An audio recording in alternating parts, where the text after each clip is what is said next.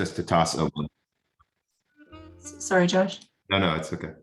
I'll be on my best behavior. He also asked just to share a link to register, I think, for their newsletter, which I can pop into chat at the end of his presentation. Okay, thanks.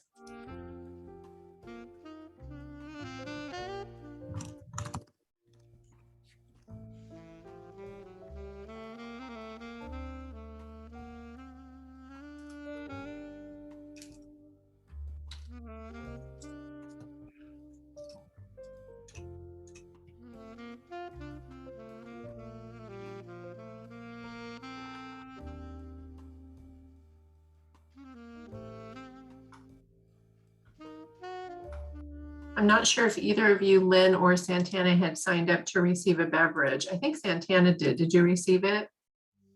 Just checking the shipping company. I don't think we had you on that. I didn't receive the 12-pack of local microbrewers. Okay. Oh, is that the wrong beverage? That's the wrong beverage. There was a secret drop down that you had to like punch in a little code to get to. Yeah, did I spill the beans on that one? I found the secret, AB, up, down controls to get the special local beverages. Here comes an audit for me, I guess. I can't believe I declined that. Crazy. Yeah, we tried to go a little extra mile and send little gifts. The minor perks of these get-togethers is at least some sort of a continental buffet table, which we've got the ability to provide. So.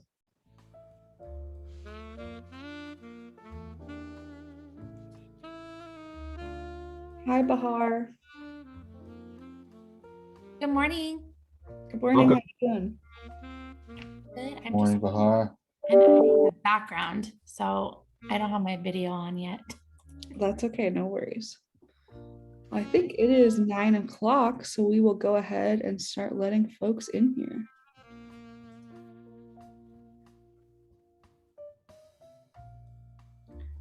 Hello, hello. Welcome, everyone. I think we're going to give it a couple minutes for folks to peter on in here. But in the meantime, I would love if y'all could introduce yourself in the chat. And we wanted to do a little icebreaker since we're in the retail, hospitality, and tourism industry, and it is cold and rainy here in Sacramento. I want to know what the best breakfast beverage is. Is it coffee? Is it tea? Our team was talking earlier about it's fall. Is there a pumpkin spice debate? I think some people are either pro pumpkin spice. Are we anti pumpkin spice? Maybe a moderate. So I'd love if y'all can introduce yourself in the chat and say what you think the best breakfast beverage is. Is it coffee? Are we coffee people? Is it espresso, cappuccino, black tea, green tea?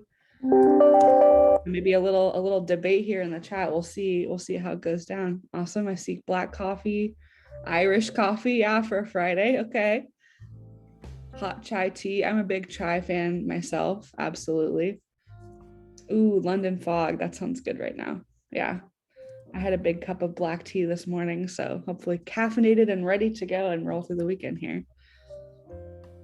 Yerba mate. Okay, Josh. Black coffee. Yep.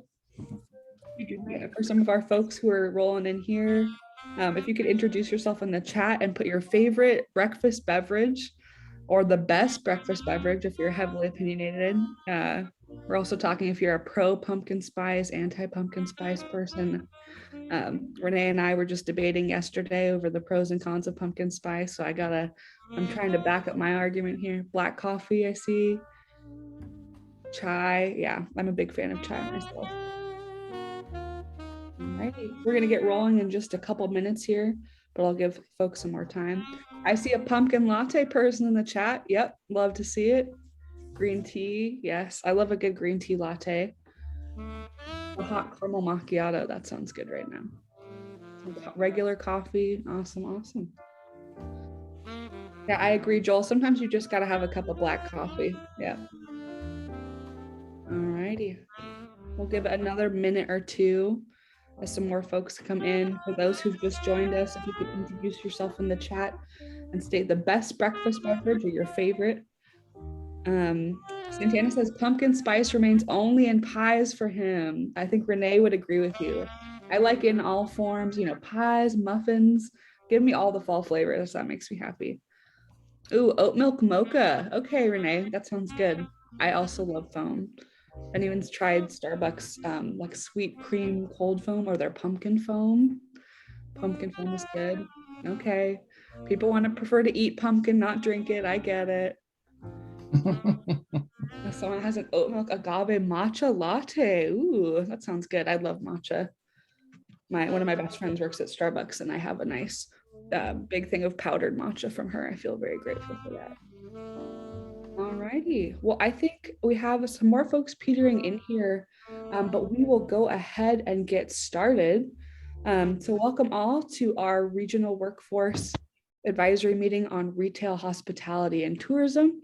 And we will go ahead and get rolling here. So just a quick housekeeping here. We prefer, if possible, to enable your video. We love to see all of your lovely faces here. Please go ahead and stay on mute unless you're called on to answer any questions. We will have potentially some time for Q&A. But before then, we could go ahead and submit all those questions into the chat box, or if you have any technical difficulties or any commentary, please go ahead and submit that to the chat box or raise your virtual hand.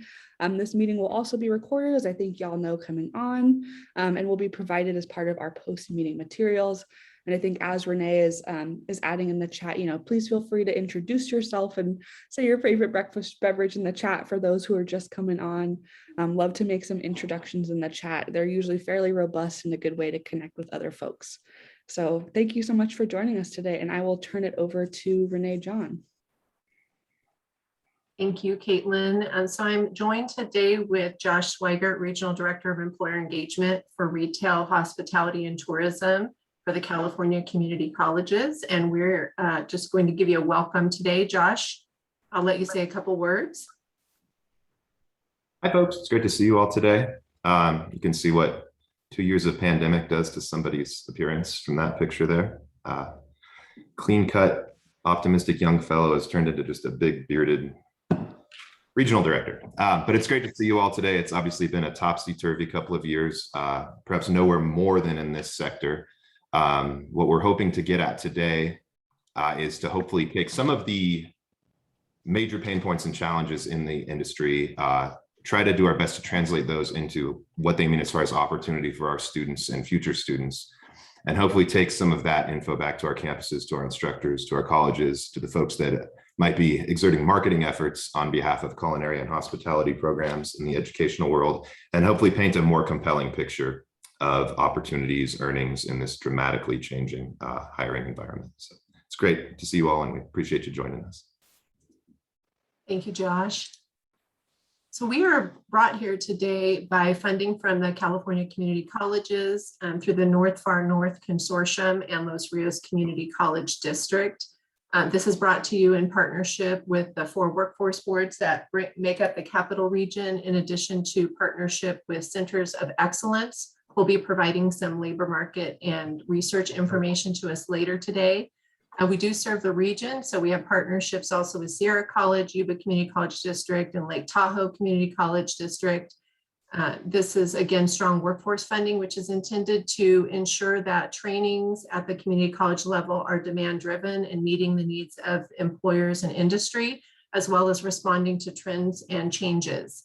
And we've seen a lot of trends and changes in this industry for sure. For the agenda today, we're starting off, of course, here with our welcome, and then Josh is going to be highlighting the 2021 State of the Industry Mid-Year Update from the National Restaurant Association. Then we'll have an Industry Insights panel discussion, and we're very thankful to our retail, restaurant, and hospitality panelists that are here today. We know it's difficult to take time away from your business, especially from the kind of year that you've had. And we appreciate you devoting some time with us this morning so we can make sure we understand how to respond to the needs of the industry as it's changing. And then we're going to hear from Erin Wilcher, Research Manager for the Center of Excellence, on labor market and job posting information that might also give us some highlights of what's going on in the industry. And we'll close it out with some opportunities to partner. So at this point, I'm going to give it back to Josh for the keynote on the state of the industry. keynote might be a little bit lofty. I just wanted to chat with y'all. But yeah, as Renee said, the National Restaurant Association released their mid-year look at the industry in August, I believe, looking at the data running up through July. I know we've all seen a lot of headlines and certainly a lot of anecdotal discussions, but I think this was a pretty good capture of a lot of the things that we have been hearing and seeing. Certainly if we're not in a position like Lynne or one of the folks on the inside of the industry, we might be hearing more about these from friends, partners, newspapers, that sort of thing. So I'm going to go ahead and share screen. I wanted to hopefully start us off on some slightly positive news. Let's get that up there. Can we see that? Yes, okay, cool. So as everybody's probably pretty aware, there has been widespread reopening over the last year or so, going back to our last hard closure, I think, last summer. In the wake of that, there's fits and starts and a lot of efforts to get business open, to try creative approaches, whether it be outdoor dining, alcohol to go, a lot of things to just keep these businesses and these employees busy and churning some sort of business. You can see, and just a quick note, this is available through the National Restaurant Association, but we will send this PDF out after the meeting so that everybody has a copy and can peruse at their leisure. There's a lot of stuff packed in here. But over here, you can kind of see reflected in the first half of 21, that demand. The drops were absolutely precipitous from the pre-pandemic going into the first year. And we've seen some growth making up for that. We're not back where we need to be, but it was clear that people were ready to get out and to eat and drink and enjoy leisure activities again. I found this chart down here pretty compelling. You can see kind of the consistent, slightly dropping, but still pretty heavy indicator that people aren't out eating as much as they want to. They're not able to get out to restaurants as much as they want to. They might be taking dine out or a takeout, but there's still a very clear pent-up demand for the services that this sector has to offer. But this is really where we wanted to focus today to tee up our discussion when the internet decides to bring us this content. Everybody seeing a spinning circle? We're seeing a white screen. Should I make up some broadband digital inclusion comments right now? Hey, look at that. Oh, it just came through. Okay, I'll hold on for the next time. So yeah, like I said a few minutes ago, what we're most interested in today is looking at this really challenging picture for the employers and hoping that we can take it and paint a more compelling picture for people considering entering the industry.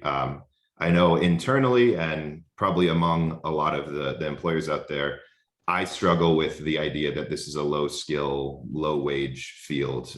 We know that there are careers. We know that there are many, many pathways in this broad sector. And unfortunately, certainly before the pandemic and now, there is a widespread perception among maybe students, certainly parents at the K-12 level, that this is a entry-level job, flipping burgers for the summer, that sort of thing. So we continue to face kind of a marketing struggle, and the pandemic has exacerbated that, to be sure. So here you can see some recovery in employment coming back in, but I believe 3 out of 4 operators are still reporting recruiting and retention to be a major challenge, their top challenge. I know across the board it's affecting operations, with restaurants cutting back on hours, cutting back on services, really just having to make do with what they can. So yeah, that's pretty much where we're at right now. And I'm looking forward to hearing from the panel about some more of the specifics around this, but we are recovering, we are coming back, but we are, oh, we got an unmute, but we are still in a pretty dire picture for anyone out there that's running even a small restaurant, much less a major corporate property or hotel. So we need to get folks in these jobs. We need to get folks in these pathways.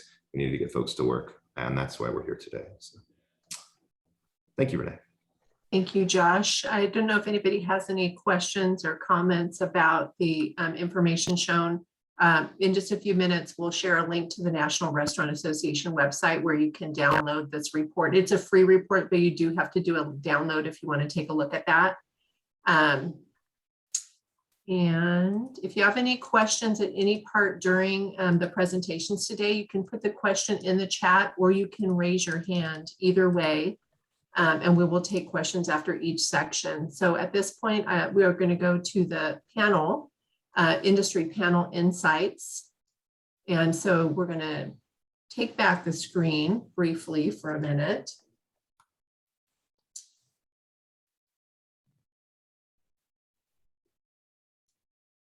Perfect. And Josh, I believe that you're going to be moderating the panel today. Yep. All right. Can you take us to the panel slide? Perfect. I'll just introduce the panelists and then Josh will moderate for you. We have Devani Terrell, a general manager at Slim & Huskies. We have Bahar Abulradi, human resource business partner for Rayleigh's. We have Lynne Morfeld, president and CEO of the California Hotel and Lodging Association. We have Santana Diaz, executive chef of UC Davis Health. And I'm not sure if Mike has joined us yet, but I think he will shortly. He's coming in right in the nick of time from Panera Bread. We have Mike Guderian from Panera Bread, area director. And we'll get started. Thanks, Renee, and thanks to all of our awesome panelists for being here with us. I'm going to throw each question into the chat just so if you miss it from me or if you're listening and you want to catch the text version. But for starters, if you can each take a couple of minutes and please provide a brief overview of your organization or business and your role within there. And let's just start with Devani.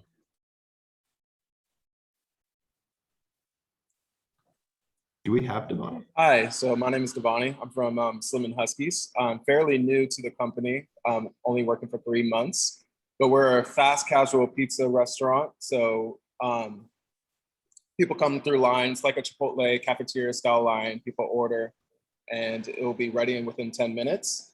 I am the GM, but with that duty, it comes a lot of planning for events, as well as operational and things within the community. I work with St. Hope around the area to help delegate more events through that community. So yeah, that's partly it. Thank you. Thank you.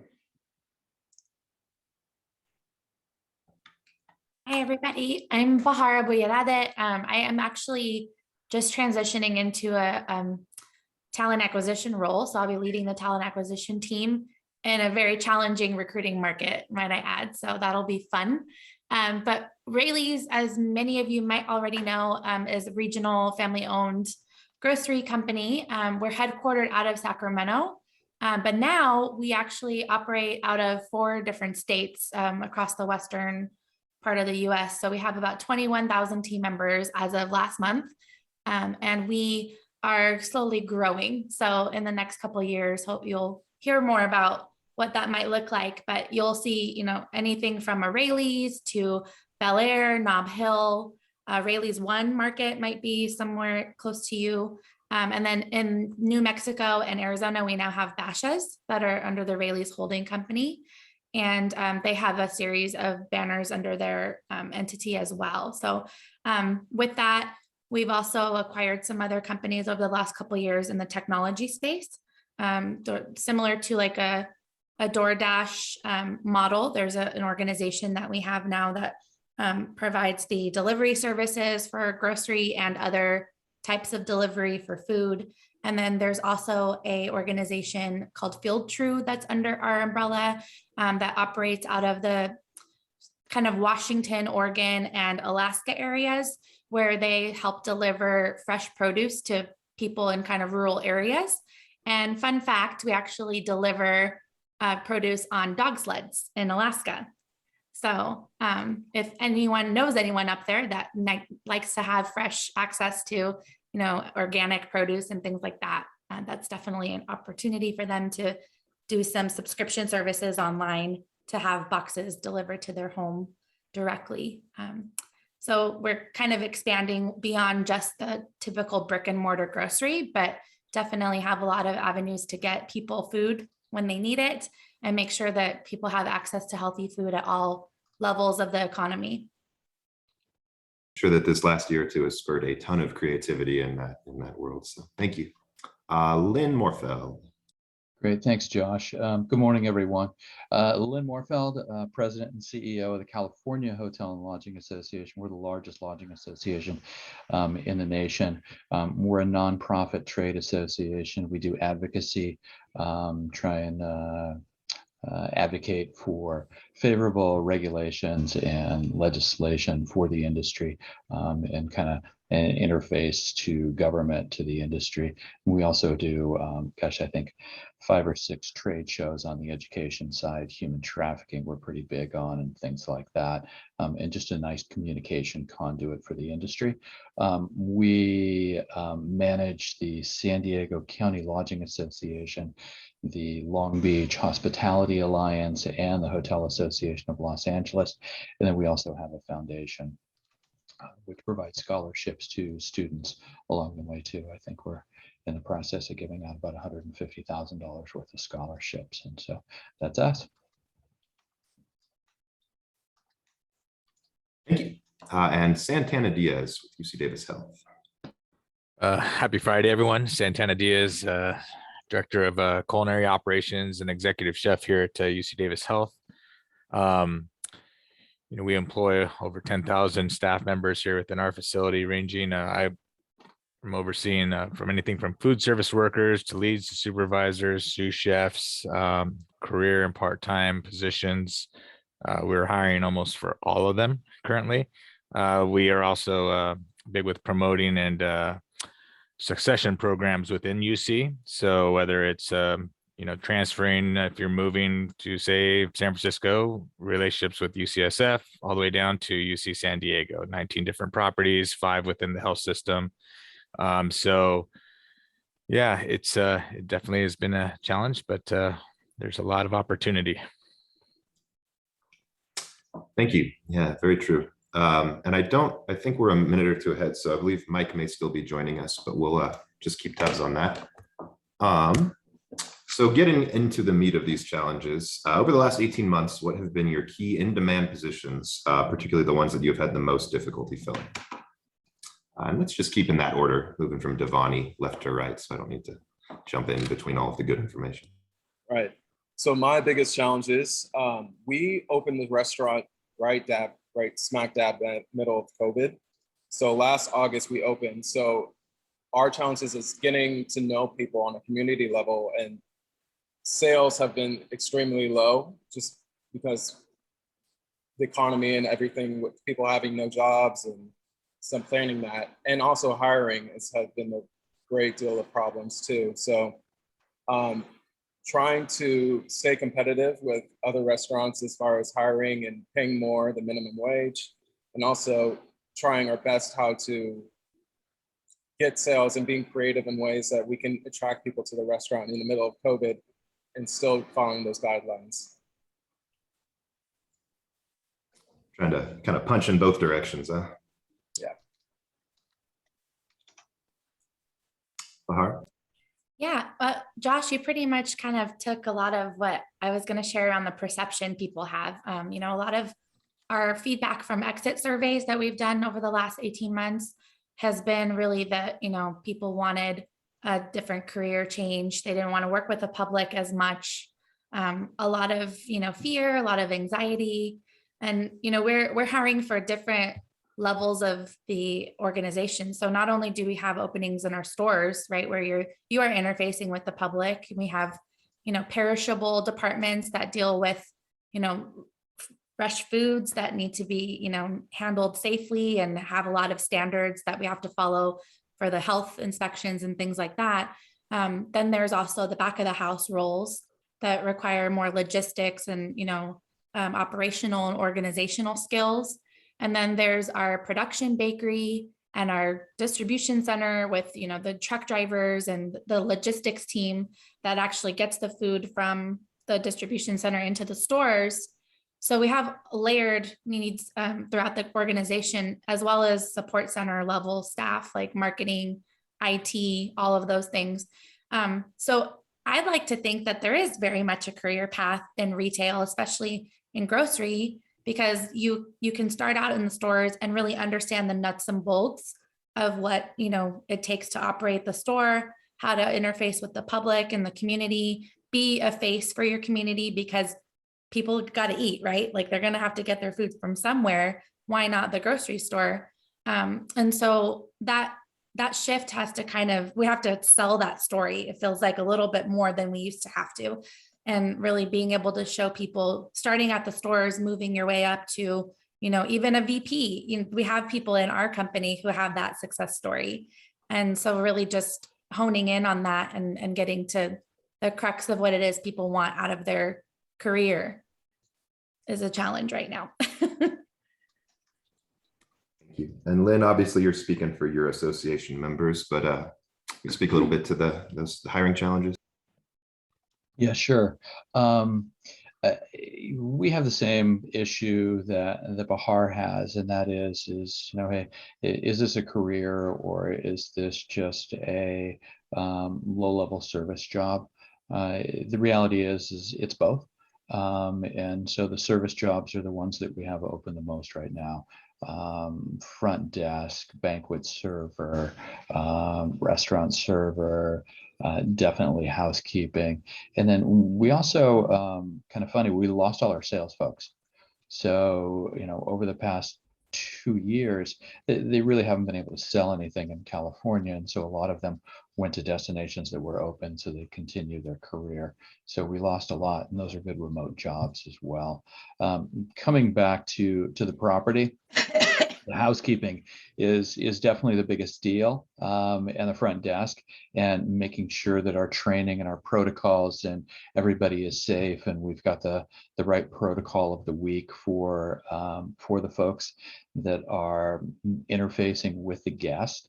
And that's probably kind of some of the difficulty in it as well. So as we've figured out what this virus was and the pandemic was all about, if you'll remember, a year and a half ago, we were worried about surface contact and transmission as well. We know that's not the case anymore. So that had a little bit there. And then I think a lot of people had a little bit of reckoning over the pandemic. And so we lost kind of a generation of employees. And that was that, 55 to 65-year-old worker that has been with the hotel for 25, 30 years, and has all of a sudden decided, hey, I don't want to take the safety risk if that was their issue, and two, hey, do I really want to go back to work? Can I do something different? Do I need to stay home with family, etc.? And then, of course, most of our employees pretty family based, and so kids going back to school had a big issue with it. So any of the line level stuff where we kind of need it filled on a regular basis, specific hours and specific days, that's those are the items that we're having. Those are the positions we're having the most trouble with.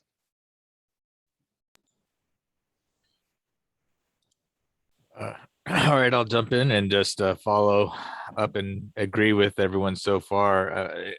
Most things, we don't even have a pool of candidates to even really select from anymore.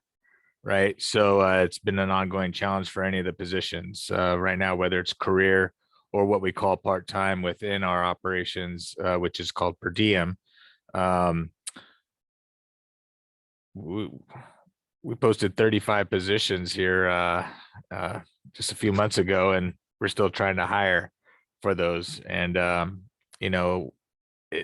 just completing the application and getting through that process, the simple things, it's been a challenge. And so, which affects everything down the road for our other processes of recruitment. So yeah, whether it's for front of the house foods, a server, barista positions, we have overnight positions, things that are specific, and again, we believe in recruiting from within as well when we can. So succession planning is good, but we still have to backfill the position that we just promoted, and we're short. And so it just creates a jam up of opportunities for new hires and for our own existing staff. So willing to share here later on, how people on this call may be able to help with that. Thank you. Yeah, we're hoping to certainly take away some concrete calls to action for our students and future students. I, with apologies to my colleagues at Valley Vision and the panel to whom we provided a list of questions in advance, I'm sneaking one in here, but it shouldn't be too much of a curveball. We've heard a lot about all of these hiring shortages, but I'd like for you folks to give us a little bit more of a practical view of how it's affecting day to day at a property. You know, it's easy to hear that we're short 30% frontline workers, but what does that mean in terms of your business? What are some concrete ways in which these hiring challenges have affected your operations, Devani? Right, for our business, it affects us solely on a customer service level. If we don't have people to work the line or have people to work in the restaurant, we can't give the service or the product that we desire. So it has been challenging just because I know what I want at an optimal level of how we run operations. If we can't put the bodies in there, then we can't provide that. And that's where my struggle starts with. And in terms of dealing with that, does that come down to shortening your hours or shortening your offerings, or what's your solution in the practical terms? It is shortening my hours. Also, it is like having people that can work a wide array of hours. A lot of people that I've been hiring have, you know, 1 or 2 jobs just because we're there. All these restaurants are in the same boat where they can't provide all these hours. So it has been challenging just to work around people's schedules, and they have their own things going on. So. Thank you. Yeah. Bahar? Yeah, so with us, it's kind of been even deeper. Like think of like the agricultural world too, that affects, you know, all of the supply chain that we are part of. Like we hear this from a lot of our vendors, like Bimbo Bakeries and the Harris Ranch folks. They're having the same problems with staffing so that they can supply the meat and the bread and the things that we are purchasing to then, you know, have enough drivers and distribution center workers to get those items on the trucks and then ship them out to our stores and have people in our store to put them on the shelf.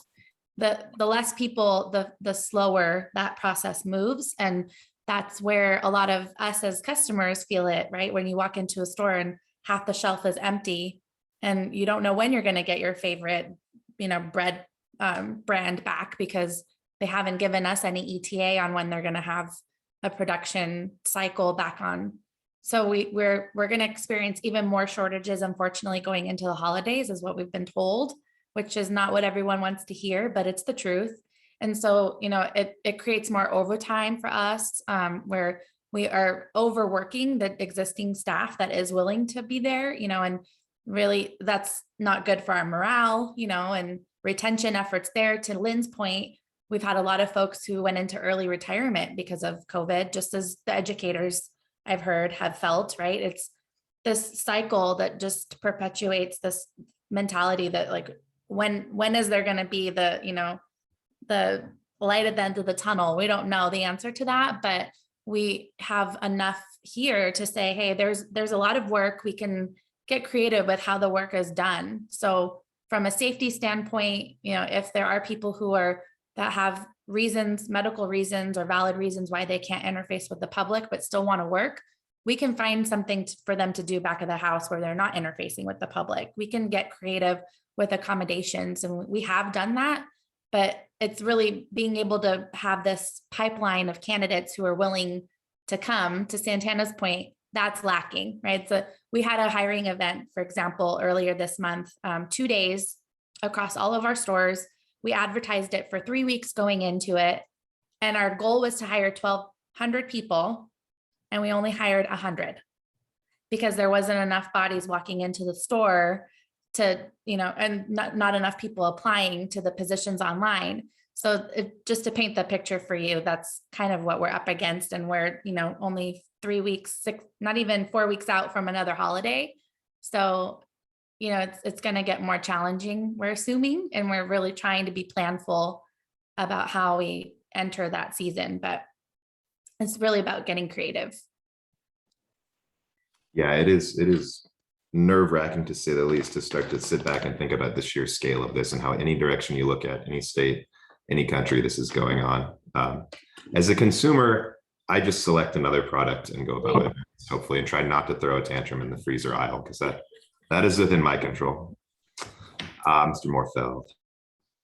Yes, well, first out a shout out to Devani. Those sticky finger cinnamon rolls are something to behold.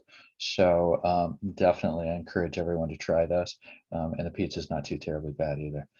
Anyways, our issue is kind of a dichotomy in terms of our customer base. So we generally have business travelers, convention travelers, corporate, and then also leisure. Well, for the past 2 years, we've generally only had leisure, and leisure are the highest touch visitors. And so trying to maintain the rooms and everything else. So we've had to get creative in terms of, hey, we're only going to do your housekeeping every other day, or if you request it, or upon checkout, the check-in is going to be all electronic and no touch through there. Our facilities, spas, restaurants, any kind of services that we have are going to have limited hours. But where I've seen it really hit is on the luxury side, or on the higher end service side. They are actually limiting their occupancy because they don't have enough people to service their guests. And so, I saw, sadly, a beachfront hotel in San Diego cap out their occupancy at 40%. They're like, well, that's all we can clean. So, if I have it at 100%, it doesn't really matter because I can't turn those rooms and get them clean and sell them to someone else. So what does it really matter? I'm already stressing out my staff. So let's just take our occupancy rate down and provide a little bit better service level. And then that's kind of compounded by I guess I'll say, I don't know how to quite to put this, the attitude of guests that have come back are much more demanding. And, there's a lot of issues with mask wearing and vaccine mandates and everything else. And, we're getting to that point where people don't want to, our service level isn't matching our pricing. So pricing is going up, and you pay $325 for a limited service hotel. Well, you want full service hotel for that price, and yet that hotel isn't designed for that, nor do they have the people for that. And I think that's going to be kind of a long-term hangover for the industry. I think that we're going to kind of take dings in our service scores for a little while, and it's all a function of us being able to hire the amount of people. And we have the same issue as Bahar. We have a job fair, and plan it and advertise it and do everything we can, and a grand total of 7 people show up, and you've got 15 employers basically doing bidding for these 7 people that may or may not show up for their first day of work. So it's been rough out there for sure. Thanks, Josh. Boy, yeah, and you raise a whole nother point that we won't have time to get into, but the general conduct of the public is, I saw a sign the other day saying the whole world is short-staffed. Be kind to the people that showed up, which is like, yeah, we've heard from employers for a long time that we need to focus more on inculcating soft skills in our students, but I think we need to turn around and inculcate soft skills in the entire public at large. I chose to drive to Palm Springs from Tahoe a couple of weeks ago rather than deal with an airport, and I think that was a wise decision. Santana. Well, I'll echo what my counterparts are saying over here, but our fellow colleagues, specifically here, I can't even open up, or we can't even open up here within this facility, every food station, because we're just short, right? So that impacts service to our staff. We are a 24-hour facility, right? We don't shut down for an hour or two and, tell the patients, hold on for the next couple hours, we'll get back to you. It's just not how our model works. And so we're 365 days a year. As Bahar mentioned, it is taking a toll, OT and, overworked staff, budgets, let's talk about OT, it starts hitting in the budgets, and budgets are hit all over the place. She touched on freight, the trucking industry. Freight costs have increased significantly, although fortunately our food program inadvertently didn't have very many issues because of the way we procure and source food. But that's not the only thing that we source here and buy here at the hospital. So we've had multiple issues with just formulary things for, for some of our dietary plans, and just a multitude of other, basically supply chain shortages. So bottom line budgets are kind of out the window on those. We're a large entity, but we are fiscally responsible for those. So when we look at those, it's something that we have to account for. And I worry about my friends in the industry that are in the restaurants. So say like in Devani's state, it's like a position and saying, okay, to-go boxes may have doubled in pricing, right? That he still has to provide. And unless he's updating his menus to, show that or reflect that updated pricing, his business is taking the hit, right? And so, which means smaller margins, smaller profits. And, I know my counterparts at the school dining commons at UC Davis, all the students are back now, right? But we can't feed them all. We're trying, right? But of course, when you're short servers, you're short cooks, the students are there and they're living on the campus. So there's is it closing down a whole dining common?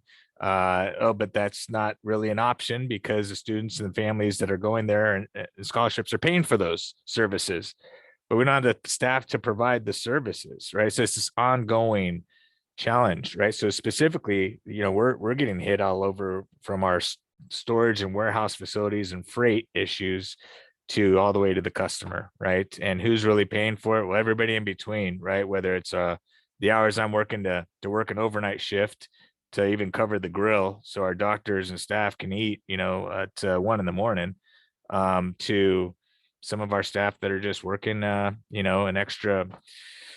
Unfortunately, some of them are at 20 plus hours OT a week on average. That's a lot. And it's unsustainable too. That's the biggest thing, is burning out the folks that are still in the chain. Yeah, excellent point about the overhead too. I think there may not be enough awareness among the public about how, generally speaking, the food industry is a game of pennies, not dollars and hundreds. And like you said with Devani, if one little thing changes a little bit, that could skew a whole profit margin. Are we all paying prime rib prices for a hamburger in a year or two? Maybe that's the solution.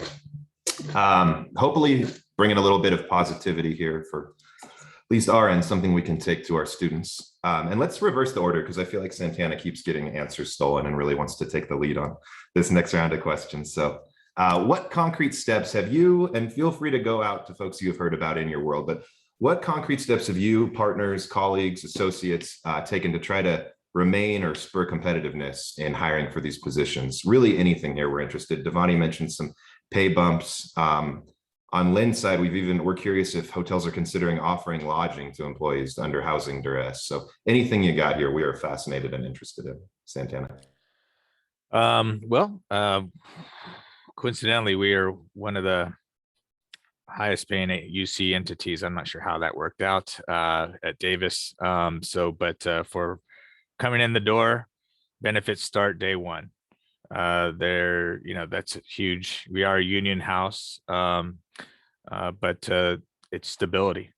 Right out the door is your career position. We had 0 layoffs during this pandemic. We didn't lose any employees. We did have people that retired early, of course, but for retention, of things, I mean, no one, unless it was on their own reconnaissance, lost their job. So the stability and security of a position here is huge, right? So, and that benefit is big. I'm still learning about all the benefits here, and I've been here 4 years, right? From even having a flat tire, they came and fixed it for free just working here. So it was interesting. I didn't know that as a benefit. I'm just a guy that works in a kitchen.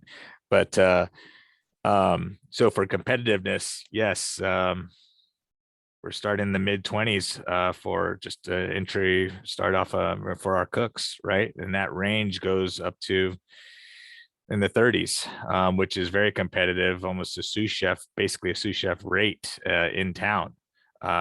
Had I started here at 18, oh my goodness, right? I'd be in a whole different position, but I was working 3 jobs at that time and still not equating to, and no benefits at that time. So I think that the benefits is something big that we don't really necessarily always think about coming out of college or when we're younger.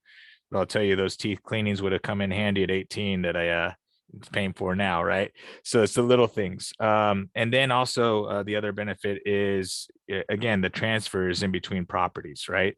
As long as the position's available, you know, and you have family and you're down and you want to move to San Diego, we've transferred cooks, we've transferred food service workers, you know, the positions, it's the same union. So everything is actually pretty easy. So it gives you that flexibility to keep your eye open within the state. You want to go to Merced, you want to go to, you know, Irvine, LA, all those, right? So anything that you can think of with a UC in front of it, it offers opportunity. And just to drill down a little bit briefly, did your organizationally, did you feel like your team was already kind of at the ceiling in terms of competitive benefits, or when the pandemic struck and you couldn't go any higher, or have you bumped wages and other things in an attempt to respond? I think we were at the ceiling.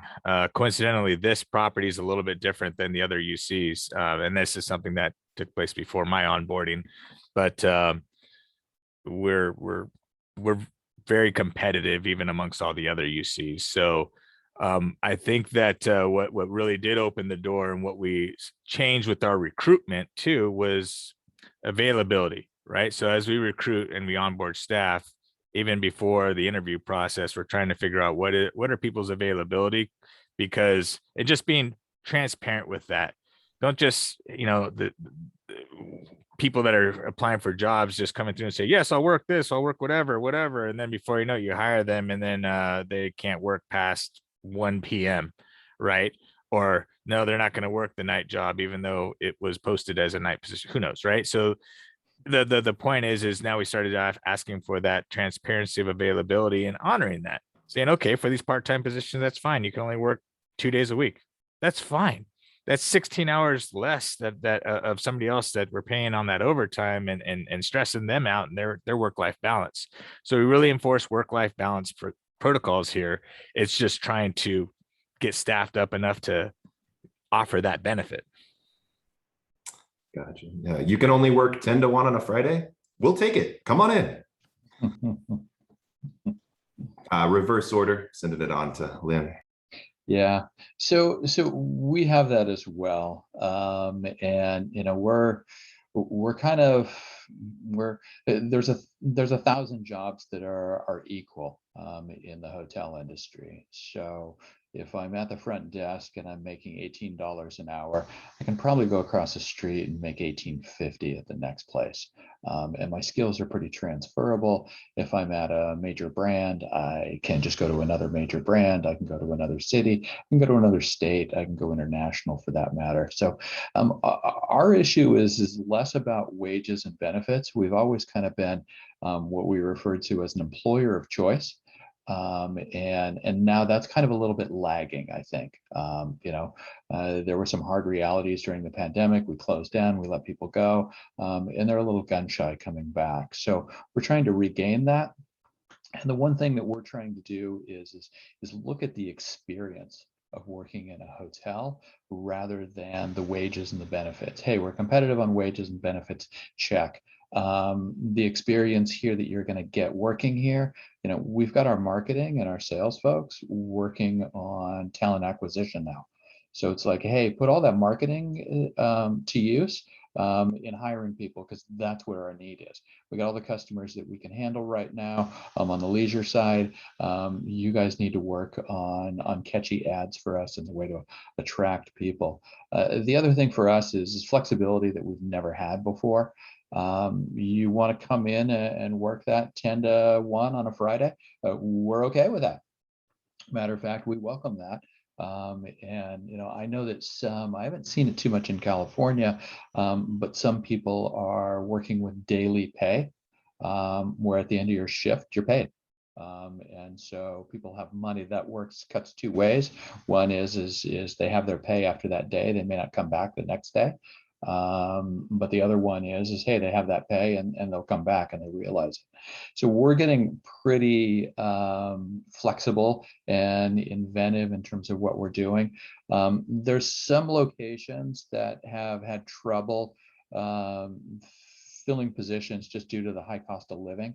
So for those, there will be some housing allowances, but generally the housing allowances in the hotel industry are only for the management style. That's where the wages will make sense for that to happen. I mean, right now, any leisure hotel in a leisure destination is going to be running pretty good. So giving away one of those hotel rooms is expensive to an employee. However, we have a lot of situations, you know, Tahoe is one. Josh, we've discussed this before, where we can't get workers there. So we will transfer workers up from San Francisco, Sacramento, have them stay up there for a few days and work through and rotate it. And some look at that as a benefit and a perk. You know, they get to come up to Tahoe for a little bit. Others look at it and say, hey, I'm pitching in for the team. So again, you've got to be flexible in who wants to do that and how they want to do it. But we're getting as creative as we can and trying to sell the experience more than anything, and making them proud to work at a hotel and proud to work at the service industry. That seems to be one of the differences we're trying to make. Yeah, just the culture, how you frame the experience. This might be a holy grail or a unicorn for us that we're hoping to see someday. Have you heard of any properties offering on-site lodging to prospective employees, or is that still kind of a stretch? Yeah, it's still a stretch. It doesn't make sense economically unless we can really double and triple them up on a hotel room. If I look at the average hotel in California, a couple $100 a night, and then you're kind of equating that with what their wages are on a regular basis. So in some situations, we're doing that, but more as a perk and more either as a perk or in dire situations, but not as a general mode of operation, if that makes sense. Yeah, it's good to know, because this armchair quarterbacks are like, hey, we got a housing crisis, we got an employment crisis, just let them live in rooms. But that's not obviously how it works. So I've seen a little bit of that in really smaller, far-flung areas, rural areas, where kind of a smaller property hotel, it makes sense to have, as you say, manager level, maybe live on site versus a stipend. But just curious, if it ever gets to that point, it would be obviously a huge selling point for employees. Definitely. We're always curious about.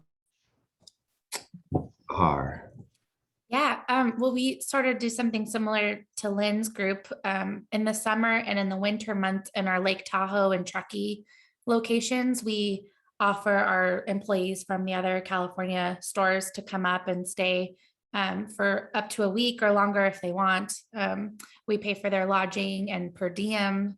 And then they also get a bump in pay typically with the kind of changes that happen working up there, because some of the wages are slightly different.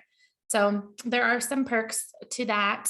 We also started exploring this last summer some van pooling options for people who were having to commute down from Reno into the Lake Tahoe area. With the housing crisis, a lot of people moved to Reno from California.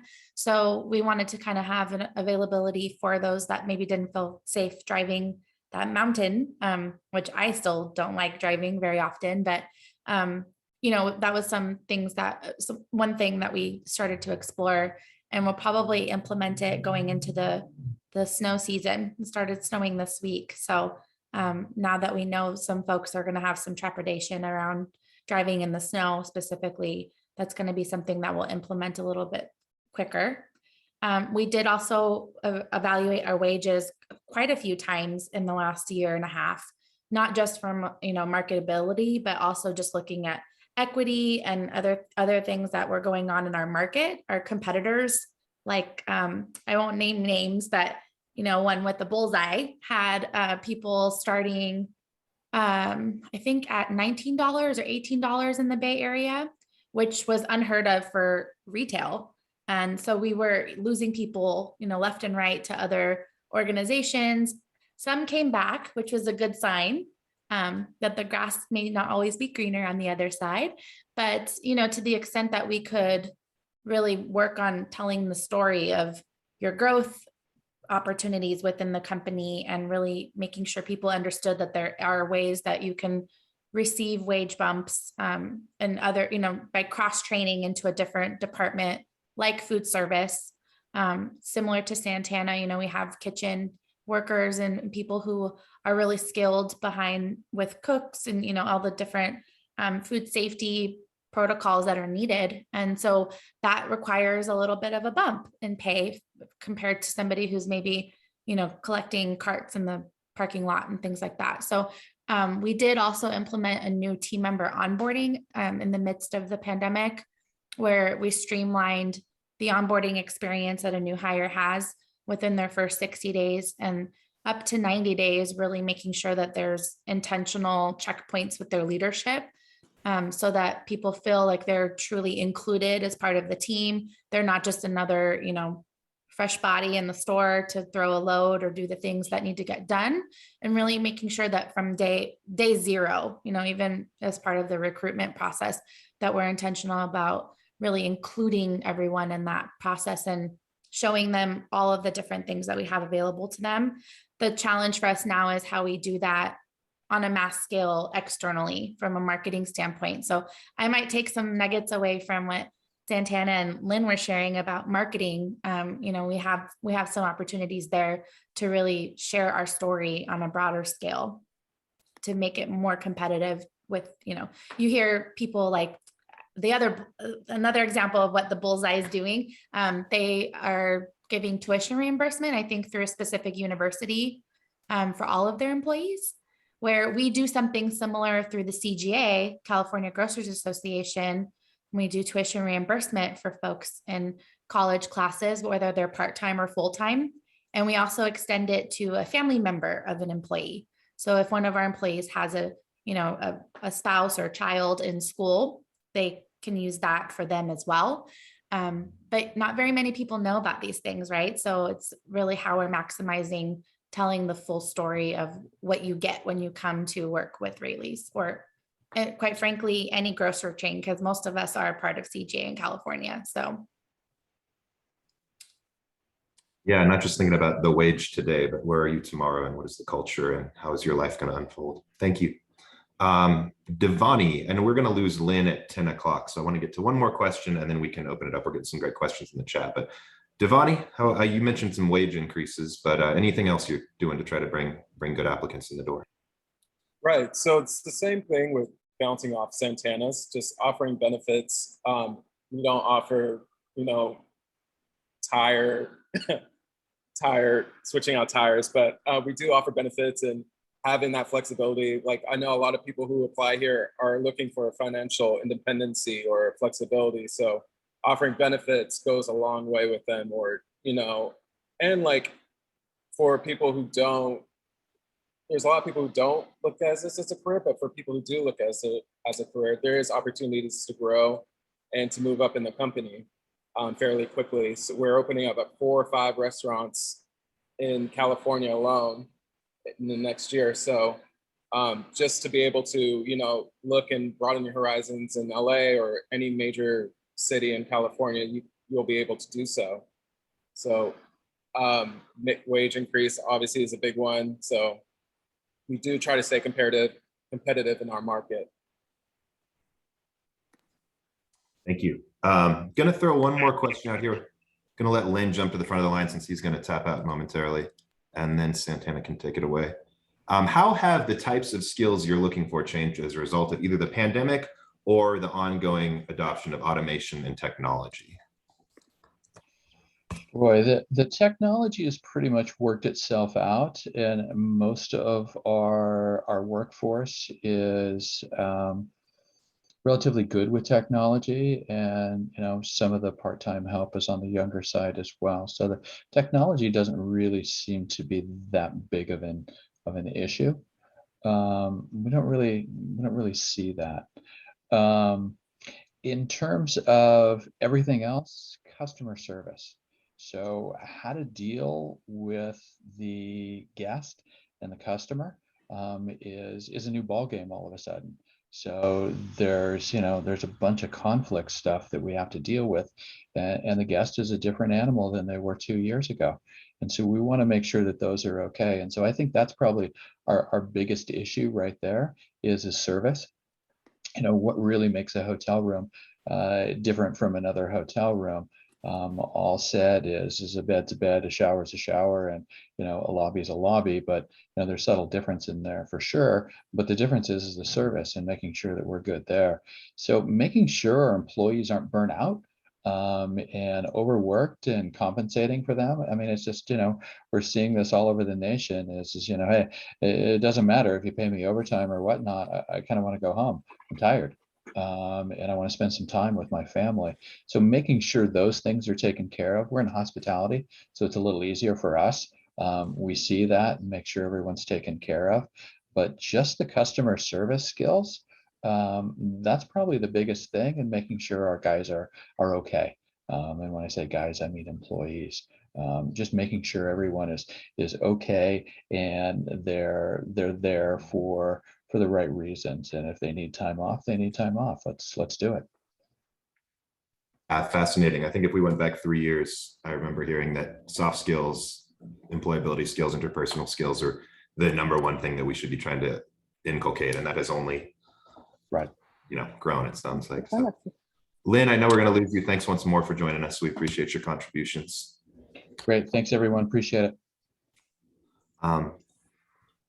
Yeah, Santana, any major change in skills? I know it might seem like an incongruous question when we're just looking for capable people to walk in the door and apply, but any trends there? So again, customer service, patience, meaning like patience, like really be patient, understanding those core basic skills. Well, I don't even know if it's basic anymore. I don't know what is considered to be common knowledge anymore. Just being polite.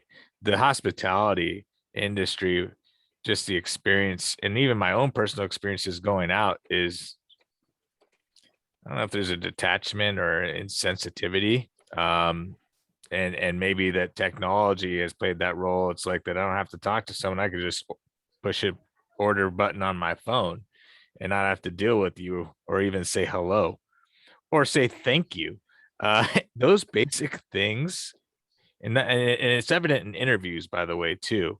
We're seeing it with people. It's like, as we try to see if they're a good fit to be here, even within our entity, right? And so it's important to mention those soft skills are critical, right? I could teach someone how to cook. I can't teach passion or just some of those basic soft skills, that go a long way, right? That the expectation that, say, I'm sure Devani needs, so that customers come back, right? A simple greeting and saying hello, maybe recognizing somebody that comes in often and calling them by name. I don't, knowing their order, right? Those basic little things go a long way for the longevity and repeat business that this industry needs. Yeah, it's that human touch, no matter how much we want to talk about automation.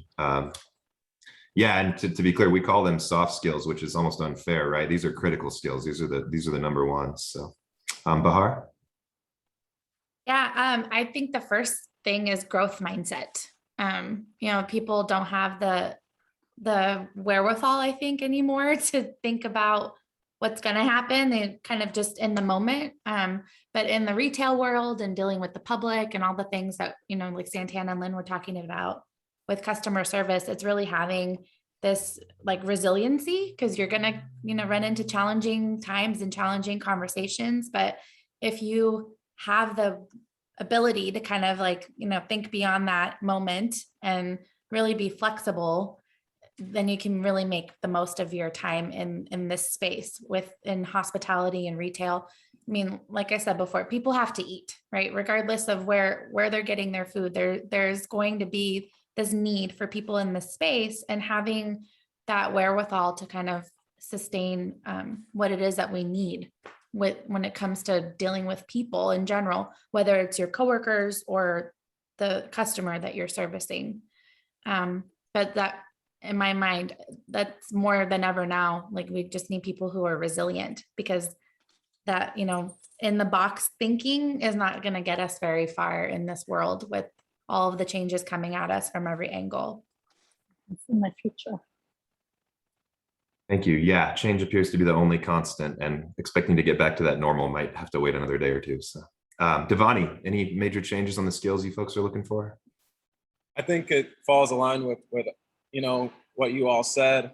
Those soft skills and those people skills go so a long way, since like you said, like customers are different from 2 years ago. They're more in demand, they're more impatient, just to say less, but having those people, fill those holes in where people need and what are they expecting go a long way and help, run our business as optimal as possible. I think we can safely say that our panel all very much belongs in the hospitality industry, because the grace with which they have described, I think impatience is the strongest term I've heard yet. So we'll go a lot farther than that, to be sure. Well, thank you all. We've got a few more of our questions, but I'm seeing so many great ones in the chat. I think I'm going to skip my last two and open it up a little bit. We have about 15 minutes more for the panel. Renee had a good question, and from here on in, let's just open it out. Any of the three of you that just want to raise a hand and chime in rather than going in sequence. Has anyone in any of these industries been able to do anything around childcare or those sort of accommodations as far as a benefit, a perk? I know it's probably a long shot for a restaurant, but.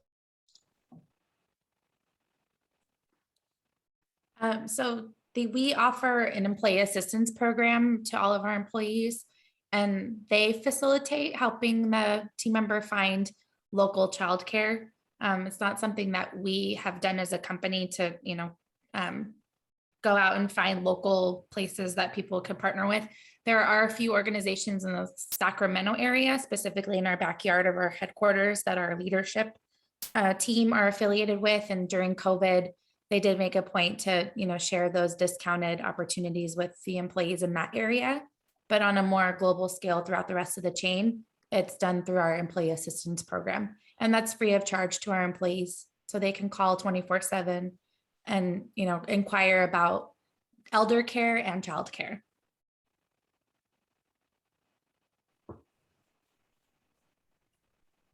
Yeah, that's one that we're always kind of like those holy grails, like we talked about, lodging and childcare. Question from Erica that I think is probably a pretty strong yes, but I'm curious what more detail you folks can add. Do you sense that the lack of predictability, certainly in the restaurant world and the hospitality world, is one of the main drivers? All of the changes, closing hours, all that sort of stuff.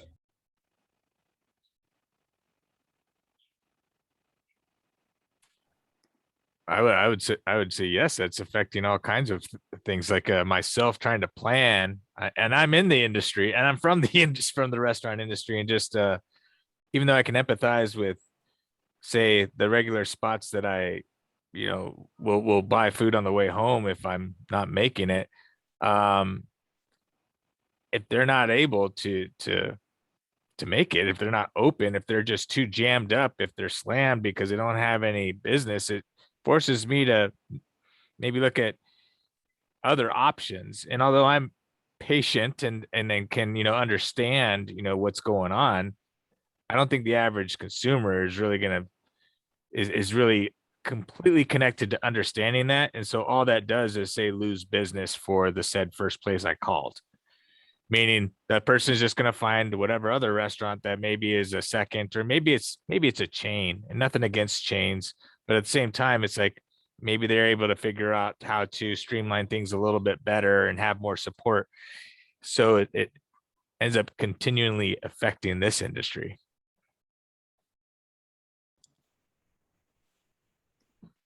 Good question from Holly. Are the three of you able to or trying to train these soft skills at all, or is that how do we deal with that on the business side versus hoping that folks can come with some semblance of those already in hand? Yeah, we do workshops as part of the team member onboarding experience, and then also as kind of refreshers at least once a year. There's some stores that get it more than once a year, depending on their customer service scores. But yeah, there definitely are in-person workshops and computer-based trainings that we offer. But the thing is, there's just this maybe a gap, even coming on board in terms of understanding the true impact that has. Like, for example, I don't know if any of you have gone to the grocery store lately, but you may have seen a couple of the, courtesy clerks or even clerks. I've gone to a couple other non-Rayleigh's stores recently, and they wear earbuds walking around the store, and they look very unapproachable, right? And so they might be taught all of the right things to do in terms of engaging with customers, saying hi, greeting, all of the things that we expect in that experience. But there's a gap in understanding the true value and impact that has. And one could say, yeah, that goes back to the manager holding those people accountable. But if the folks themselves coming into this environment don't have that true understanding and the like knowledge and the value behind it, they're not going to do it. And it's just going to be kind of a cat and mouse chase for the leaders trying to manage those folks' behaviors, which can get pretty challenging when you're talking about 100+ employees, who you may not overlap with every day.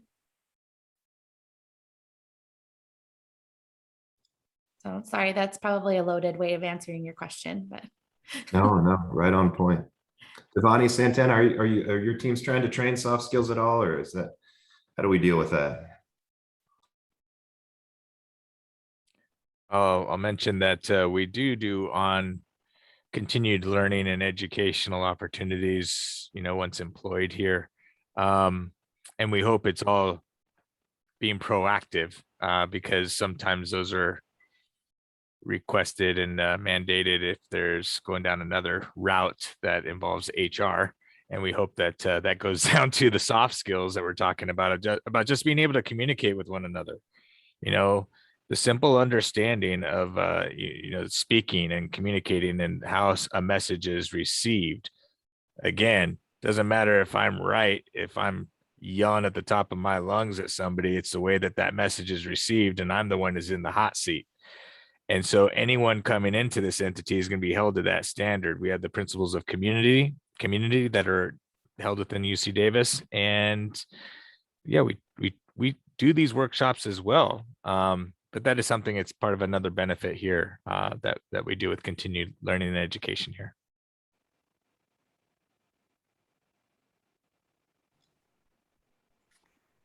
Got one more question from on here, and then we'll open it up to you industry folks to make suggestions to us, hopefully. And this is a question I imagine the answer would be we would love to show us how. But do any of you have any pathway partnership programs that have started recently with any classroom schools, whether it's high school, community college, even adult ed as an option?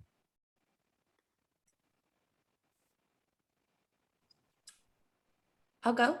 So we have a partnership with Cristo Rey. It's a school in the Sacramento area where we offer almost like an externship type of experience for their students within our support center, because that's the closest location in proximity to them. We also have a partnership with Fresno City College for the retail management program. And we offer certifications to our employees free of cost to them. The company covers the cost. Then there's also the partnership with the California Grocers Association with respect to the scholarships that can be used for either a bachelor's program or something similar adjacent in the grocery industry. And that's kind of expanded upon with agriculture, supply chain, logistics, marketing, even HR, so long as they intend to make a career within the retail grocery space. And then we also have a pipeline with City Year. It's a nonprofit. They have a couple of campuses that they're on in the Sacramento area. And so we sponsor one of their locations in Elk Grove.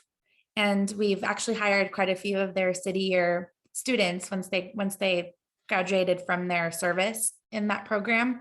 They've come to work with Rayleigh's and in a couple different groups. So we have one in HR, a couple that went into marketing and some other avenues.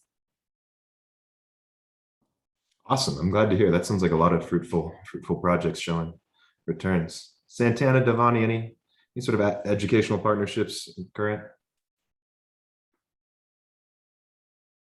We do at some of the community colleges here. We're trying to actually reinvent it a little bit, whether it's with ARC, and really trying to actually create something. It makes it a little bit difficult, and I'll just be full transparency with this, that with our union environment and liability situations that we have to adhere to, or just acknowledge, and we have to be careful.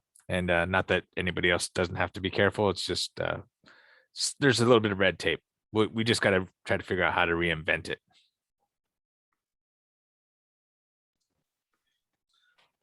Well, let's kick it back to you folks. We've been asking a lot of you, what can we do? What suggestions might you have for the community colleges, for K-12, for adult education programs, as to how to better promote employment, career opportunities, the potential that these fields do continue to hold to prospective and current students in our hospitality and culinary programs?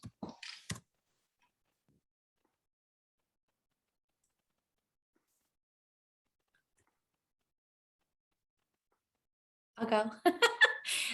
So I think the first thing that's really come to mind in talking with some of my colleagues at Raley's was a potential like work study program within agriculture or within the retail space. Really understanding the full process of where food comes from. We've had tours through some of our locations. Our Food for Families nonprofit arm of our company organizes a lot of support to local schools and food banks, but getting some partnerships with all of the school districts that we are in, not just in Sacramento, but even widespread throughout the Bay Area into Nevada, and now maybe even Arizona potentially, looking at how we can really streamline that access for the students K through 12. And then those in college could even be more specific around a micro credential. I think Un is on this call, but we've had a couple of brainstorming sessions. We met at the last panel in April, I think it was, right, Josh? And we met through the chat. So those of you who are in the chat, that's a really great way to network. But we've met once a month since April and talked about all the different ways that we could potentially create some micro credentialing. He works for the school district up in Yuba. And so really just thinking about what that could look like expanded for not just K through 12, but maybe even junior college level. And all of that industry knowledge could only benefit these students, not only from the perspective of making a career in this space, but also just being more knowledgeable consumers too, right? So I think the way that you can spin it could go either way, depending on what their true passions are. But from a very young age, understanding what we're getting, in our bodies, where it comes from, not only helps you from a nutrition aspect and, personal management of your body, but also of your money and being a better stewards of all of the things around us in our community. So that was one big ask, if anything, is some sort of work study and micro-credential type of partnership more widespread than we currently have. Thank you. Yeah, I was thrilled to hear about that. And I actually invited myself in on Monday. So I'm looking forward to joining you folks and just listening in. I think Un has had his hand up for a while there. So let's yield the floor to him.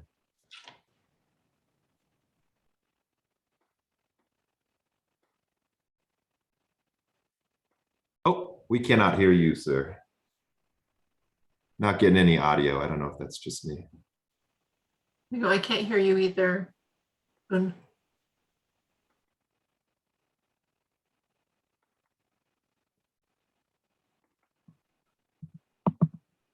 I'm hearing something. Can you hear me now? Yes. Oh, cool. Thank you. Yeah, we luckily I somehow found the meeting, and then I jumped in, and I was texting and messaging folks from that last meeting in Bahar. Like we connected, and if we can start earlier with high school, that would be great, right? Because in most of the focus has been in like that, the 21st century skills has been something that the community colleges has been pushing. But that's very specific to the community colleges, and that curriculum, there's certain parts within it that doesn't work for high school. So there needs to be a big push that is content that's specific to the needs of high school and the teachers giving that instruction. So one of the things that came out of these meetings is like, okay, micro credentials and, you know, essential skills. But then another thing, while I was working with other teachers, so I work within Yuba County and Yolo County. My specific area is Yolo County, like as a big emphasis. It was socio-emotional learning, right? So how do we engage students and get them to learn, you know, active listening and in paraphrasing? So that's been a big part of what we've been doing in the classroom the last, now I'm on week 6. So the way we run it is actually we have circles. Students need to learn how to face each other and use their body language as well as their facial expressions and be comfortable in having that dialogue. We are so used to, in the traditional classrooms, we are so used to the sage on the stage or the lecture style with the teacher there and there's rows and students just nod their heads or just keep their heads down. We need to incorporate more opportunities for all of us to face each other. So that's why with the kind of pilot program that we're running is we incorporate a community circle at the beginning of the meeting and at the end. And that's an opportunity to get them to reflect, to articulate what's going on in their mind and make those connections. So it's a little bit of work in progress and it's kind of, you know, kind of jigsawing things together, but I am open to connecting with people and just trying to incorporate the needs of the industry and starting earlier versus waiting until they're 18 or 19. Because if we can start them off at 14, 15, 16, they can grow in that capacity earlier on, and then they'll have those skills coming into their junior, senior year. I think we're waiting way too late. So I'm open to that. You guys are always welcome to connect and text with me or email. I'll put it in my my chat in the chat. Thank you. Thank guys. you. Yeah. And I guess the more things change, the more they stay the same. We're back to we need to work on soft skills. We need to work on employability skills. I'll finish this up with a shameless plug for our educators that are either on the call with us or going to see this. I'm sure that most of you, if not all of you, have heard of the 21st century skills within the community colleges.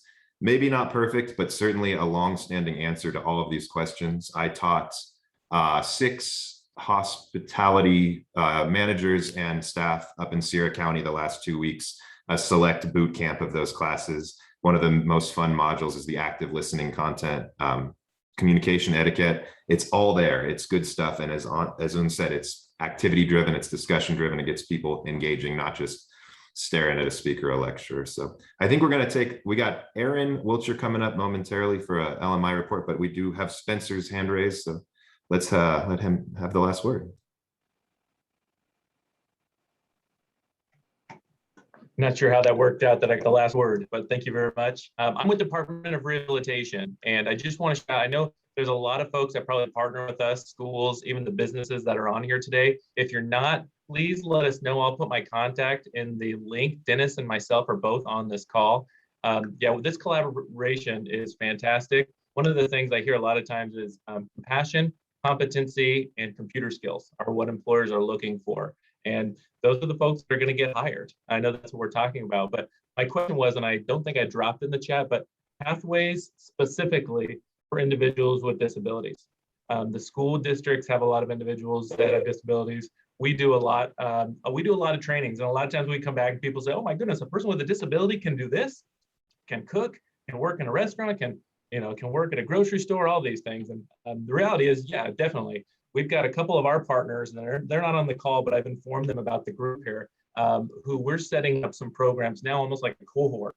And so Sutter has a program where we look at it's the environmental services tech, and it's a one-day training for 8 hours. Come in, you learn how to do the job, and if you're the right fit, you have a position. And so looking, and I'd be happy to continue partnering and sharing those partners that we share that have the skills, in addition to the school districts. Definitely shout out to the school district, incredible. But again, Spencer Hope from Department of Rehab, love to connect with anyone on here. Excellent. Thank you. Yeah, I think the challenges facing all of us are myriad and critical, but to that point, the more doors that we have open and accessible to anybody that's willing to participate, whether it's on the industry side or the educational side, the bigger win for all of us. So I hope you'll all join me once more in thanking our tremendous industry panel. I know Lynn was out, Devani had to run and put out, hopefully not a literal fire in the kitchen. So knowing how much demands and stress these folks are under, we appreciate more than ever their willingness to join us and participate and really just drive this conversation. So thank you all. I'll kick it back to Renee John. Thanks, Josh, and thank you for to all of our panelists and to Josh for facilitating the panel. And thank you to the audience as well for being incredibly engaged, asking a lot of questions and doing some networking. It's always good to hear about connections. So Bahar and Un, thank you for sharing that.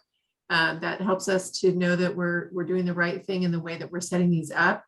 Next, we're going to have Aaron Wilcher from the Center of Excellence at Los Rios. He is their research director, and he's going to be providing some labor market and job posting information for us. So we hope you'll stay on for that, and there will be an opportunity for question and answers to Aaron after his presentation. To you, Aaron. Thanks, Renee. Thanks, Josh. It's fascinating to hear the panelists, and I think some of what was communicated at least will be reflected hopefully in the data and generate some additional conversations. Let me go ahead and share my screen here. So give me just a second. I think Renee, I need to be enabled to share my screen. There you go, my mistake. Okay, here we go.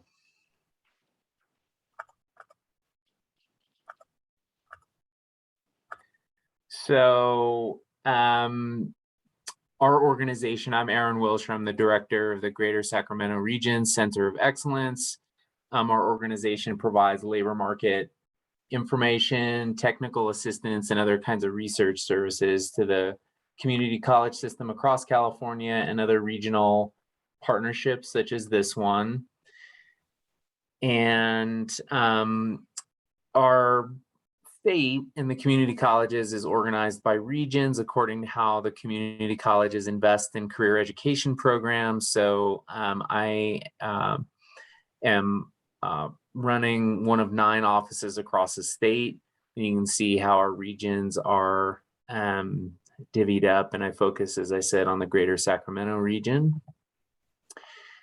So we typically, I mean, the colleges want to know about the jobs picture. I mean, that's what we're doing here today. So our research and technical assistance is really focused on providing information about what the outlook is for students going through certain programs, what labor market needs there are, and what outcomes there would be with certain inputs.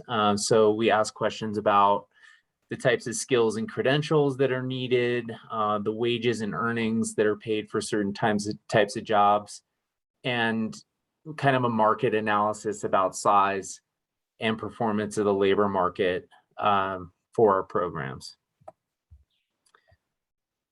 So I'm going to talk a little bit about the industry profile data in terms of what's going on, both in long-term, historically projected forward, and kind of in the context of the pandemic, what's happened. I've divided a lot of this analysis up into hospitality, industry sector, and then food service industry, so we can kind of see how the two sides of the coin are performing. So here we're looking at the Greater Sacramento region, and these are jobs totals over a 5-year period. And then for a 5-year projection. The Sacramento region is defined as 7 counties, which is our Council of Governments jurisdiction plus Nevada County. And there's a little bit of lag in this data because it comes from payroll reporting that the EDD collects. Nonetheless, you can see the impact from the pandemic between 2015 and 2020. So the total from hospitality and food service down about 10,000 jobs when you compare to 2015, which normally even just with population growth, you'd see an increase in employment even if the industry wasn't booming. So this is significant. 3/4 of the jobs are in food service and 1/4 of the jobs are in hospitality when you stack them on top of each other. The projections data, the right-handmost column is weak because of the impact from the pandemic. And as many economists will tell you, all projections are wrong. So, you know, the jury's still out. We can't predict the future.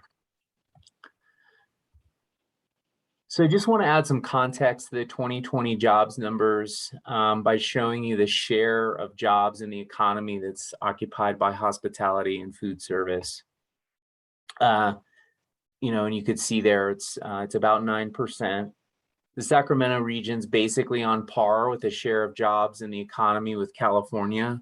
You'll do this type of analysis to see partly what sort of specialization a region might have. So if you're strong in manufacturing or healthcare, you'd show a larger share when you do a geographic comparison.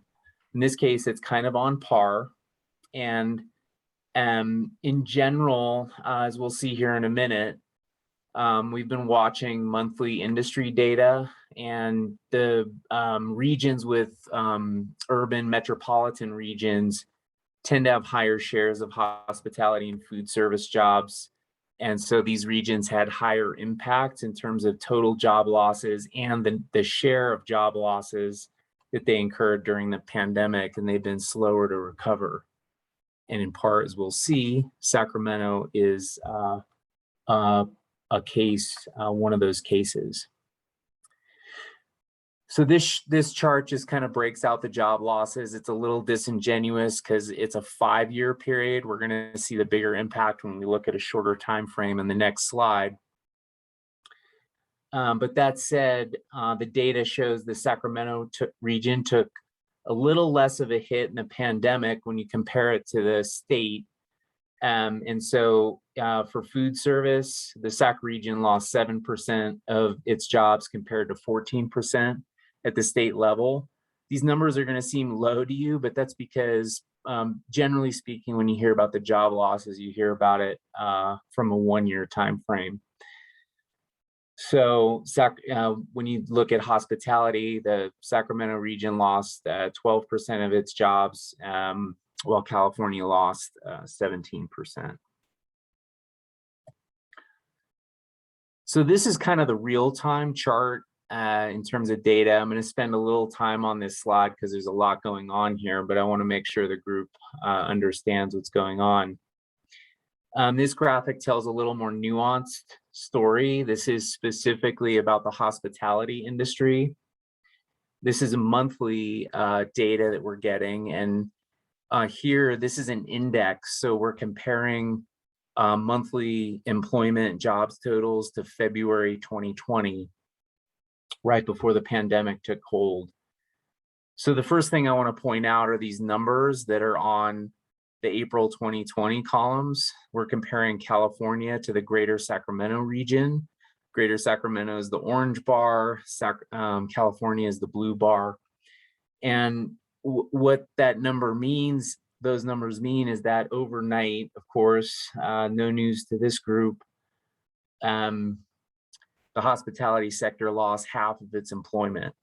So when you compare, it's just incredible, right?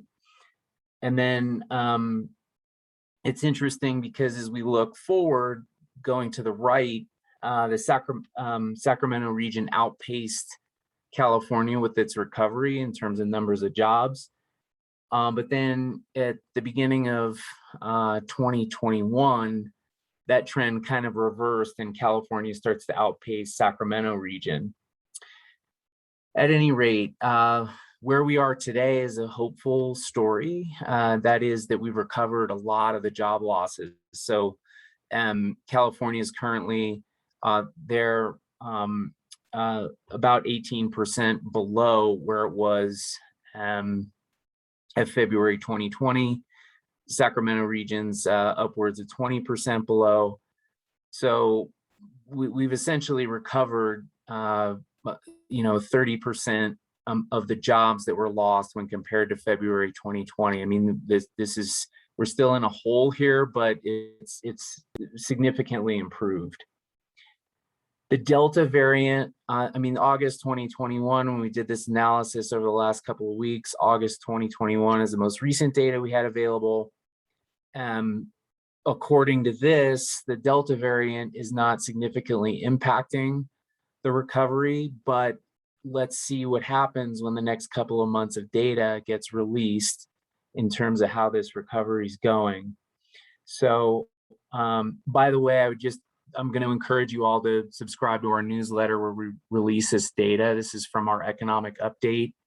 And I think the overall news in terms of the recovery is highly positive in many ways, although EDD released its unemployment data today showing that the state unemployment rates didn't change at all when the September data got released. So I want to point out also this sort of squiggly line part of the chart here, which is we track on jobs postings volumes as another indicator for how industry is performing and the kind of demand that we're seeing. And essentially, just want to call your attention to the right-hand side of this chart.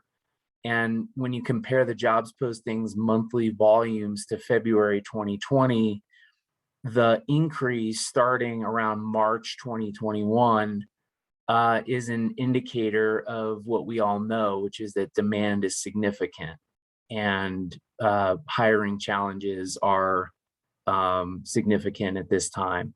The 148, basically that means that in the greater Sacramento region, there's 50% higher jobs postings volumes in August 2021 than in February 2020. So this is basically about the hiring challenges right now.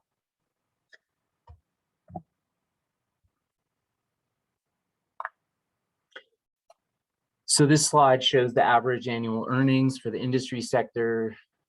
Food service salaries are roughly on par between greater Sacramento and California. Sacramento is slightly lower at around $26,000 a year compared to $29,000 at the state level. Anytime we do this type of analysis, as with the jobs postings, things of course are significantly influenced by Silicon Valley and Los Angeles Metro, San Diego, so forth. So we have to kind of keep that in mind.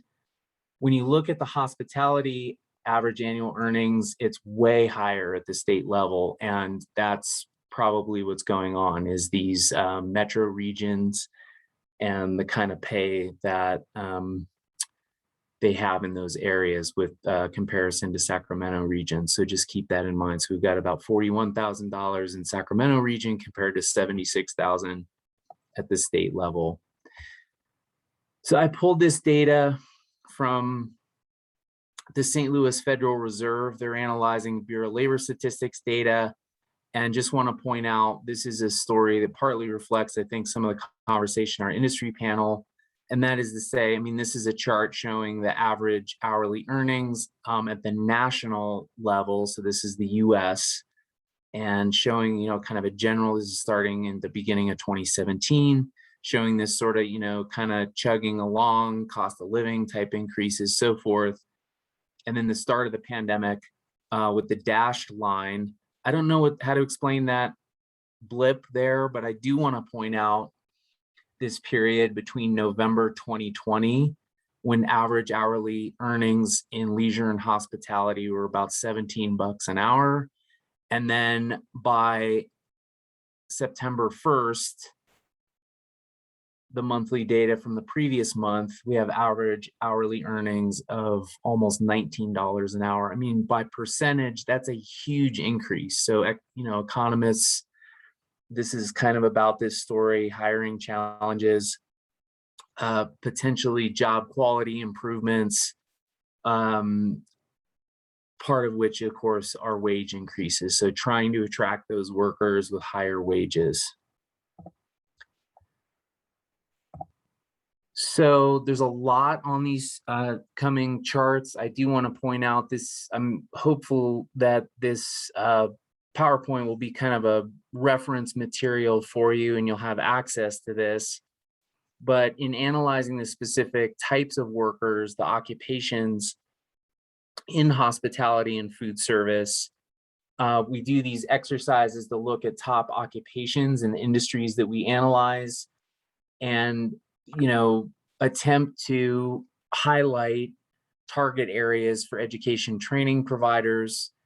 And in this case, highlighting, the other thing I'll point out, we do a skill level analysis that's in this middle column here to show typical education and training requirements as well as experience requirements, and designate them as middle skill, which is typically an occupation requiring more than a high school diploma but less than a bachelor's degree. We also highlight, you know, significant job numbers, projected annual openings over the next 5 years, and then, you know, hourly earnings that are significant and compared to other occupations. Sometimes we use a living wage calculator to do that comparison. When you look at the skill levels, we also try to highlight pathway opportunities. So looking at those jobs that might lead to a middle skill job or with a bachelor's degree would provide an opportunity for students kind of moving through the system. And so in this case, you know, highlighted fitness trainers and maintenance repair with hospitality on the middle skill level, and then general and operations managers at the above middle skill level. So, you know, this is just sort of background information for which often we would get industry specialist feedback, educator feedback, so forth. Nonetheless, basically the idea here is these are the top occupations that we would start with, and some data around those. In food service, same sort of exercise, top occupations that are popping based on those data points I just mentioned. And, you know, supervisors and food prep servers at the middle skill level, chefs and head cooks. Those are targets for our culinary programs, of course. Food services managers designated here as below middle skill, but actually if you look at the wage, it's a little higher. So we might want to reconsider that below designation. In both cases for hospitality and food service, it looks like, you know, if you were to build the pathway, general and operations manager is, you know, at least according to this occupational data, potential target, right? Upwards of $50 an hour in the greater Sacramento region, and a target for bachelor's level hospitality workers and food service workers. So the last few slides I have here detail other things we can do with the jobs postings data, which is pull reports on the top employers, occupations, and skills. In this case, this is the most recent quarter we're looking at. Pardon me, this is a 2-month period, I think. And so you can see for hospitality and tourism type jobs, these are the top employers that are posting in the greater Sacramento region, the top occupations, and the top skills.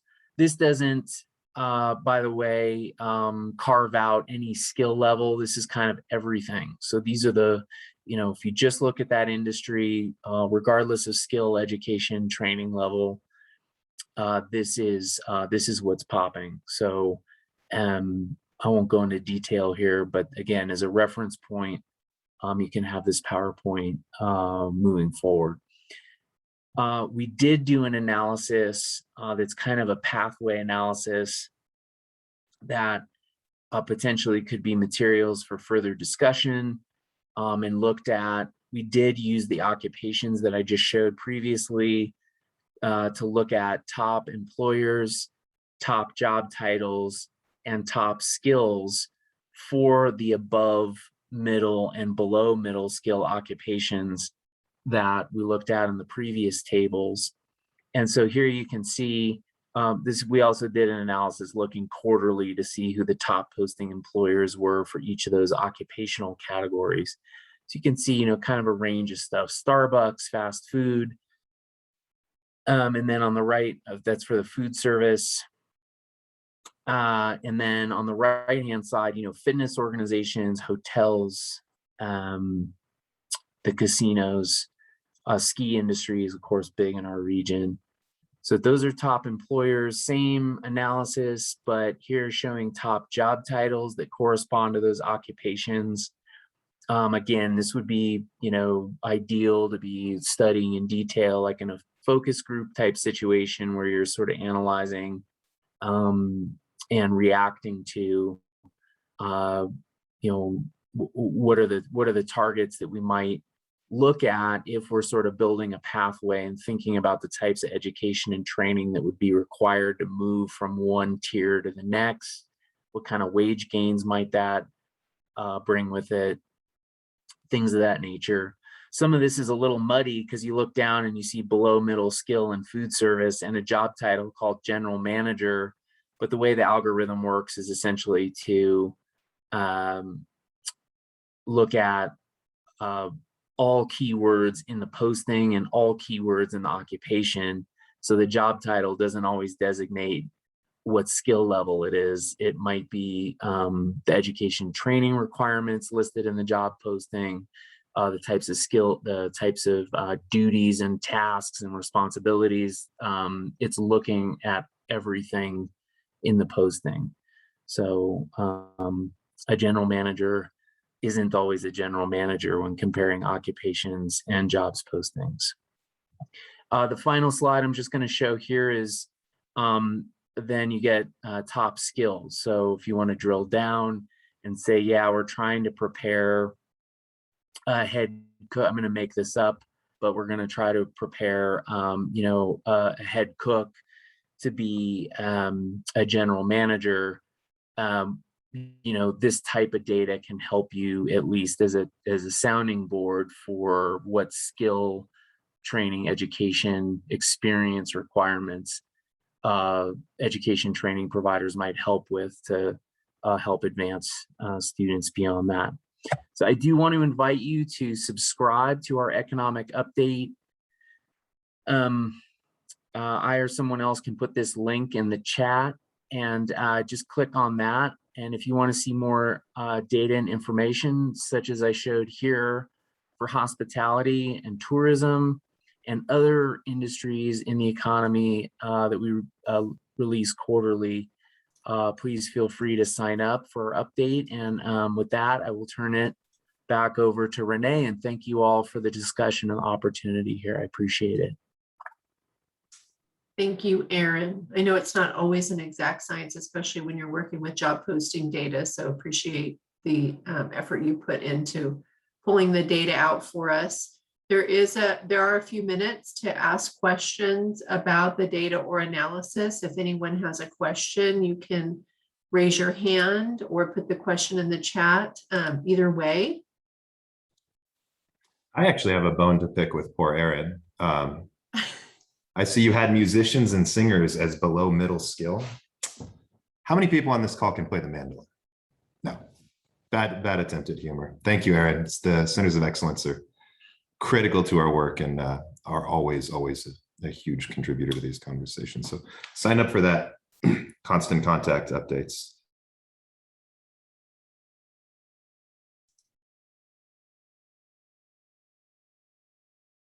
I will say some of the skills that were presented in your slides very much correlated with the analysis that we did, that you also helped us with working with Burning Glass as the pandemic hit, and what were the opportunities for upskilling people across the areas with most job loss, and scheduling, budgeting, and management skills were called out of that research. And we saw that in the skills that you had indicated there for the pipeline to more resilient jobs. The other thing about that is there are transferable skills across industries, not that we want folks to leave this industry, but they're general skills for resiliency and protection against the changes related to automation.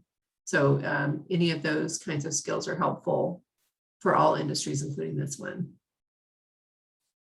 I actually had a question for Aaron. Aaron, that spike in wages around the onset of the pandemic, could that have been explained as simply by the elimination of a lot of the like lower and entry level jobs that the closures forced, and reported wages were just skewing towards the management that stayed on?